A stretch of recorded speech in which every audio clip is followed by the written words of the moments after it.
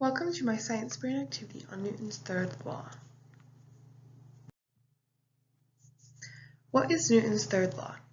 Newton's third law states that any one body exerts a force on a second body.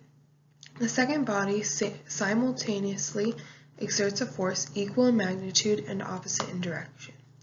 Or, more simply, for every action, there is an equal and opposite reaction. Normal force is the force that is exerted by the surface an object is resting on. Normal force runs perpendicular to the surface and directly counteracts the force of gravity. For every action, gravity, there's an equal and opposite reaction, normal force. A common but often mistaken example of Newton's third law is how rockets take off.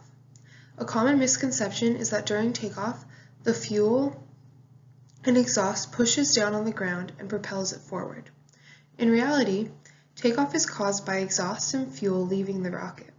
The force of the rocket expelling the fuel and exhaust is met with an equal and opposite upward force, thrusting the rocket into space. Here are three more examples of Newton's third law in the real world. Third law is demonstrated in running and walking. Because the force our feet exert on the ground is met with equal force in opposite direction, pushing us forward. The more force you step with, the more force your foot is met with, lengthening your strides. Kicking a soccer ball is an example of Newton's third law. The force your foot uses to kick a soccer ball is met with equal force from the ball in the opposite direction, right into your foot. That explains why playing soccer without shoes can be so painful, aside from being stomped on. Is explained a lot like running. The downward force we exert on the ground is met with a force equal in magnitude and opposite in direction, shooting us into the air.